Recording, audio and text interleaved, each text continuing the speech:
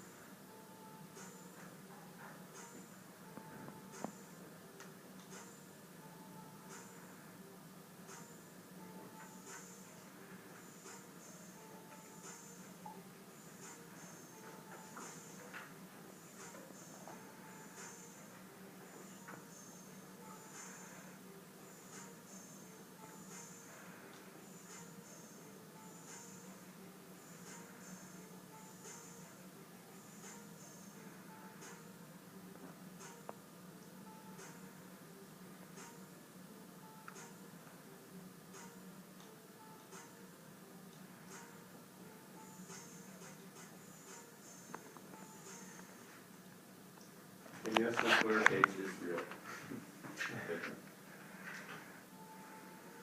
So how can we start our trip to here? The first and main focus of my campaign is the revamping of the American welfare system. America's debt is currently $17,229,212,495.61. Since September 30, 2012, the debt has gone up on an average of $2.65 billion per day. It was $2.1 trillion went to welfare programs and Social Security in 2013. It was the single largest item on the federal budget. So what type of welfare programs is all this money going to? Public housing, food stamps, spending on education, and healthcare spending are some examples. These type of programs are designed to help get the people who are on welfare off of welfare. That isn't the case.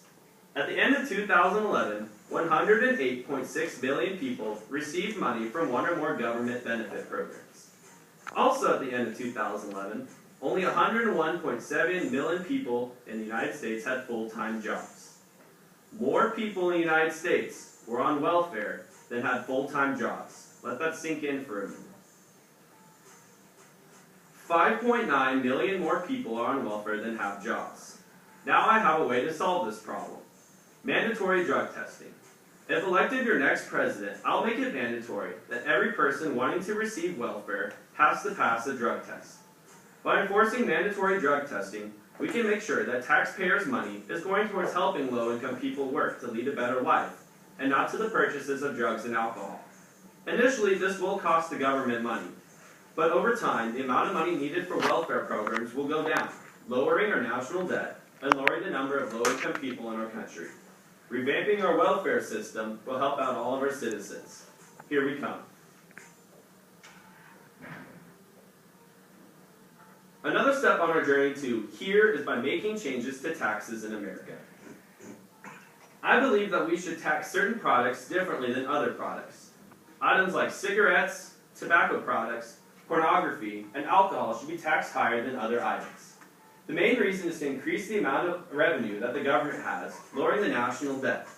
There is a second way that this can benefit. By increasing taxes on these items, people will be dissuaded from buying them. Most of these items are seen as potential health risks, especially smoking cigarettes. As you can see there, lung cancer is the #1 cause of death for cancer-related death in the United States.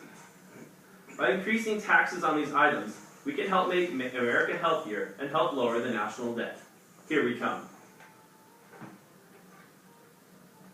A social issue that some states are starting to address and change is the legalization of cannabis.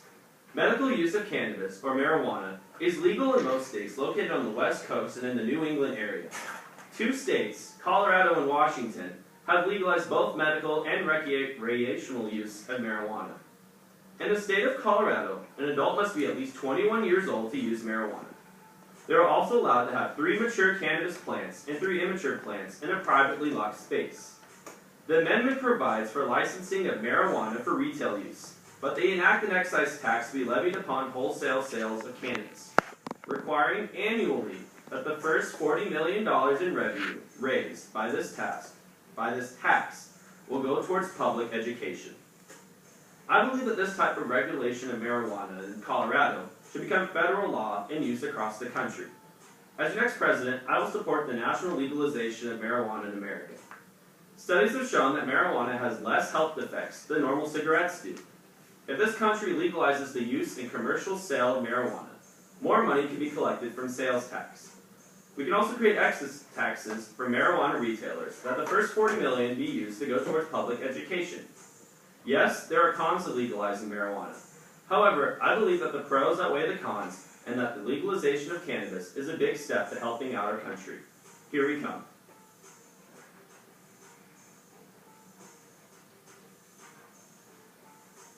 Not all the issues that I want to work on are related to finances. One major social issue in the United States is whether or not abortion should be legal. Many people in this country are either pro-life or pro-choice. I am pro-life. I think that the United States should make all abortion illegal. There are many arguments that are made in favor for abortions. One, is an unborn baby technically a human being? According to some current laws in the United States, yes. On April 1st, 2004, George Bush signed the Unborn Victims of Violence Act. This act stated that if a person murders a mother who is pregnant, they can be charged for double homicide of both the mother and the unborn child. Yet, it is legal in some states for mothers to decide to end her pregnancy. Both of these statements seem to contradict themselves. Another issue that is brought up is rape victims. What if a woman is raped and becomes pregnant because of it? Statistics show, in a study done in 2004, only 1% of all abortions in the United States were because of a victim being raped. This same survey shows that 74% of these women chose an abortion because it would dramatically change their life. Personally, I don't think this is a good enough reason. People's lives are changed every day. People lose jobs, people lose their homes, and people lose family members. But it's up to an individual to overcome these obstacles in their life. Instead of choosing an abortion, I believe that other forms of help need to be made available for women who need it, including counseling and other types of things for them. By saving the lives of aborted babies and by giving aid to pregnant mothers that need it, America can become a better place. Here we come. Another important issue at our home and here at home is our nation's public education system. One major eyesore of our education is No Child Left Behind. No Child Left Behind was put into effect in 2001. Its major focus was using testing to show the progress of students. It also gave money to schools to be used to improve their test scores. However, there are numerous problems with this program. Many schools money schools receive through this program can only be used in certain ways for a small percentage of its students. Also, because of recent budget cuts, schools were forced to cut out funding from other areas, like art and music programs, as well as clubs and athletics. I believe that activities like these that are offered through schools are just as important as subjects like math and reading. I believe this program needs to be removed from this country. Education will benefit highly from this. More money will also be given to education through the passing of the Cannabis Legalization Act that I mentioned earlier. If $40 million each year of revenue from every commercial marijuana retailer were donated to schools, the quality of education in the United States would increase, especially in large cities. Education is the most powerful weapon which you can use to change the world. Nelson Mandela. Here we come. The final issue I'd like to change is America's policies in foreign affairs. The United States is currently seen as the world police. Over the history of our country, we have constantly been involved in foreign affairs. World War I, World War II, Vietnam War, Korea War, and the Cold War with Russia. The list continues on and on. The most controversial foreign affair that we've been a part of in recent history is the Middle East. Following 9/11, the United States created the Patriot Act and invaded Iraq in retaliation. Since then, the U.S. has constantly had armed forces in various Middle Eastern countries, trying to change them to create democratic nations. However, this war and involvement in the Middle East has dragged on for over a decade, and it seems to appear that we have gone nowhere. As President of the United States, I would like to dial back on the amount of involvement of foreign affairs that the United States would do. However, I do believe that once you start something, you need to finish it. Therefore, I believe that we should continue to finish settling things in the Middle East, but refrain from further involvement following this. We have enough issues here at home that we need to invest our money in, let alone other nations. By focusing more on issues here at home, we can improve ourselves for the long run. Here we come. America is working to climb back up. I want to help speed up the process. My stance is on welfare overhaul, increasing taxes on products, legalization of marijuana, pro-life, elimination of No Child Left Behind, and the restricting of foreign affairs can all help us focus solely on making the United States of America the global power that it is known for.